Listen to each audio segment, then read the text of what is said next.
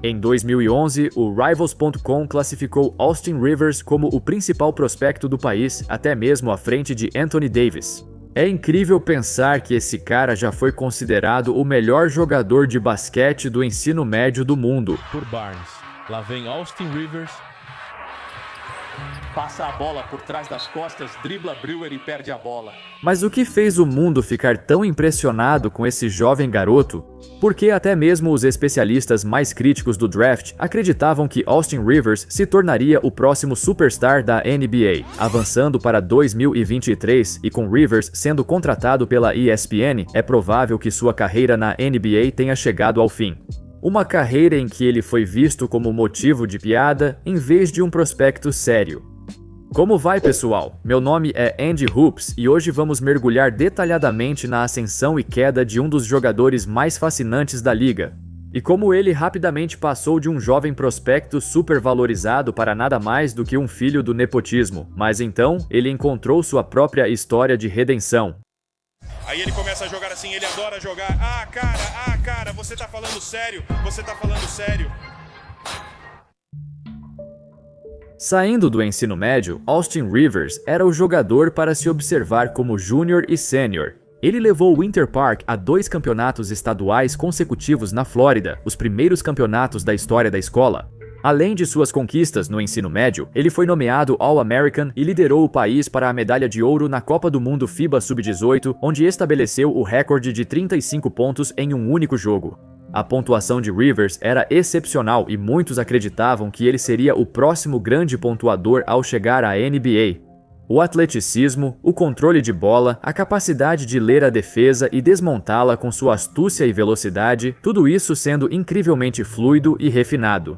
Austin Rivers realmente tinha tudo para ser um superstar, além de ser filho de Doc Rivers, que é muito bem relacionado no mundo do basquete.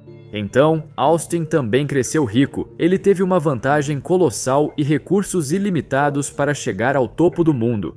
Desde o nascimento, sua vida já estava destinada ao sucesso. Tudo estava dando certo para ele até chegar na Duke. Assumindo esse compromisso com a Duke, e agora, com toda a pressão e o foco em você, como se sente? Você sabe, meu trabalho duro meio que valeu a pena e, sabe, ainda tenho muita coisa para conquistar na minha carreira, então isso é só um ponto de partida. Acho que Duke é o lugar certo para mim e que posso me encaixar e ter sucesso no ataque deles. Agora, em uma das escolas mais prestigiadas do país, as expectativas sobre Rivers dispararam, já sendo rotulado como um dos maiores calouros da história do basquete de Duke. No entanto, desde o início, algo não parecia certo. Ao contrário dos outros treinadores que o deixavam fazer o que quisesse, o técnico Krzyzewski não agia assim. Como um dos 3 maiores técnicos da história do basquete universitário, ele construiu a base do programa de Duke com disciplina e companheirismo. No entanto, curiosamente, essas são 2 coisas que Rivers teve dificuldade para entender durante toda a sua vida. Antes da faculdade, ele foi mimado. Ele sempre teve carta branca em todos os times pelos quais passou, porque todos lhe davam a afirmação de que ele estava destinado a ser o futuro rosto do basquete. Em resposta ao seu estilo de jogo, o técnico K afirmou: alguns jogadores aprendem apenas um golpe, e quando você tira esse golpe deles, eles são nocauteados.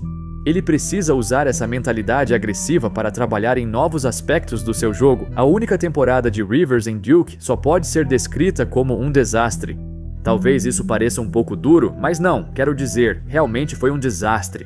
Quando você deixa de ser o prospecto mais aguardado do ensino médio para todos começarem a questionar sua mentalidade, se é egoísta ou tem um jogo unidimensional, Rivers não se encaixava na cultura do vestiário e seu desempenho era extremamente inconsistente, sendo originalmente rotulado como um armador combo. Na mesma linha de caras como Dwayne Wade, Rivers não tinha nenhuma habilidade de armação de jogadas. Na verdade, ele teve mais turnovers do que assistências em Duke. Não era só a atitude dele que os olheiros estavam questionando agora, eram suas habilidades reais em quadra, que pareciam muito precárias. E não só isso, mas os pontos fortes dele viraram pontos fracos. Rivers deveria se destacar no jogo de isolamento, ninguém deveria ser capaz de marcá-lo. Mas, de acordo com a Synergy Sports, ele marcou absurdamente baixos 0,592 pontos por posse em jogadas de isolamento, mesmo tendo feito esse tipo de jogada em quase um terço de todas as suas posses. Essa eficiência horrível coloca ele no 25º percentil mais baixo entre todos os jogadores universitários. Claro, ele também teve bons momentos, como uma cesta da vitória e jogos em que lembrava o jogador dos tempos de colégio. Ainda havia confiança de que ele poderia se recuperar disso. Na temporada, Rivers teve média de 15 pontos, 2 assistências e baixo aproveitamento nos lances livres, com 66% em seu primeiro ano na faculdade. Nesse contexto, a relação dele com o técnico Kai estava piorando. De acordo com quem acompanhava os treinos, Rivers ficava desanimado quando não recebia a bola e nem sequer tentava jogar na defesa. Um trecho da Sports Illustrated diz: em uma posse de bola, Rivers avançou pela ala esquerda em direção aos defensores e perdeu a bola antes de finalizar a jogada. Ele abaixou a cabeça e não participou da defesa na transição. Ficou claro que a linguagem corporal de Rivers não seria aceita. Coisas assim. Era bem conhecido pelos torcedores de Duke que a atitude de Rivers era um grande sinal de alerta, e isso também chamou a atenção dos olheiros da NBA. O caráter dele foi colocado em dúvida. Rivers basicamente prejudicou bastante seu valor no draft em Duke e ainda teve uma participação péssima no March Madness. Em 3 jogos do torneio, ele teve uma média de 36% nos arremessos de quadra e 22% nas bolas de 3. Duke foi eliminado na primeira rodada pelo Lehigh. E o que temos aqui, pessoal? Um dos maiores choques de todos os tempos. Lehigh derrota Duke no torneio de basquete da NCAA. Nesse momento, Rivers tinha uma decisão. Se você tem um primeiro ano ruim na faculdade, é comum ficar mais tempo para tentar aumentar o valor no draft. Mas para Rivers, o medo era que, se ele continuasse na faculdade e não melhorasse, seu valor cairia ainda mais. Era melhor simplesmente entrar no draft agora e tentar salvar o que restava do seu valor para não cair ainda mais na lista. Como Anthony Davis e outros colegas tiveram temporadas universitárias melhores que Rivers, eles o superaram nas listas do draft. Rivers caiu para a 10ª escolha, ironicamente sendo selecionado por Nova Orleans, o mesmo time que escolheu Davis como a primeira escolha. Se disséssemos que esse time conseguiu os 2 melhores prospectos do ensino médio do país, pensaríamos que estariam na melhor posição para construir o futuro. Infelizmente, como sabemos, a passagem de Austin Rivers por Duke foi um prenúncio do que estava por vir.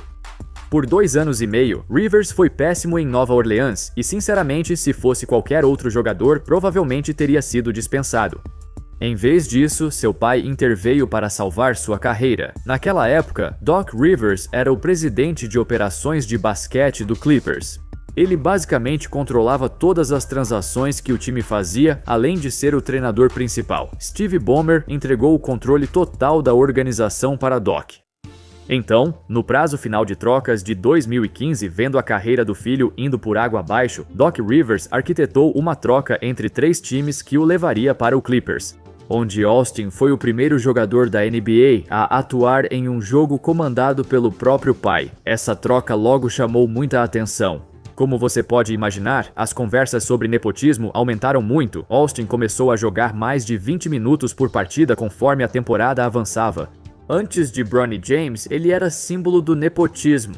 Se o pai dele não tivesse feito a troca, ele provavelmente estaria fora da NBA após o fim do contrato em New Orleans. Fica ainda pior ao perceber isso. No verão de 2016, Doc renovou o contrato de Austin por 3 anos no valor de $35 milhões.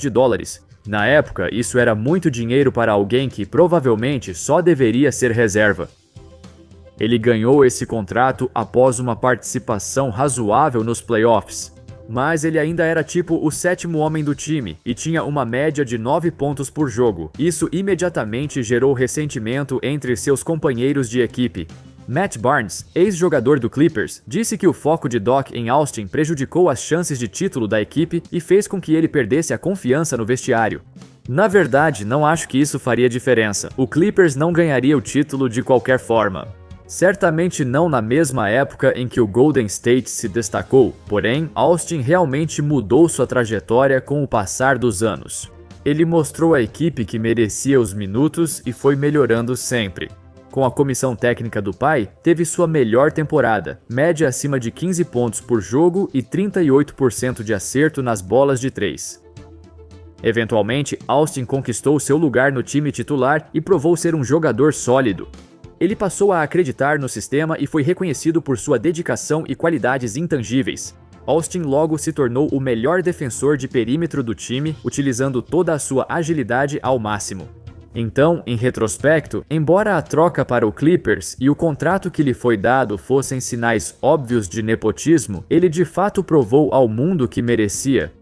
Claro, isso não impediu as piadas e provocações, embora não ajudasse em nada. Todo mundo sabia que, antes da NBA, ele era muito egocêntrico e arrogante, então torciam para que ele fracassasse. De acordo com Rivers, ele ouvia provocações das torcidas adversárias dezenas de vezes todos os anos. Tudo desde filhinho do papai até bebê nepo, e coisas ainda piores do que isso. Talvez carregar esse fardo tenha alimentado sua motivação e desejo de destruir a imagem que todos têm dele. Ao longo da carreira, ele parecia lutar contra seus demônios, tentando provar que merece estar na liga por mérito, não pelo pai. Apesar de todo o ódio, acho que ele lidou bem com isso. Após sua passagem por Los Angeles, Rivers assinou novos contratos e atuou em outros times como jogador de rotação. Mesmo sem a ajuda do pai, ele ainda conseguiu permanecer na liga por mais 5 temporadas. Em 2023, ele jogou o que parecia ser seu último jogo na NBA após 10 anos na liga. Isso não é nada mal para um cara que fracassou completamente na faculdade e depois teve um começo horrível na carreira na NBA. No fim das contas, eu diria que ele se redimiu.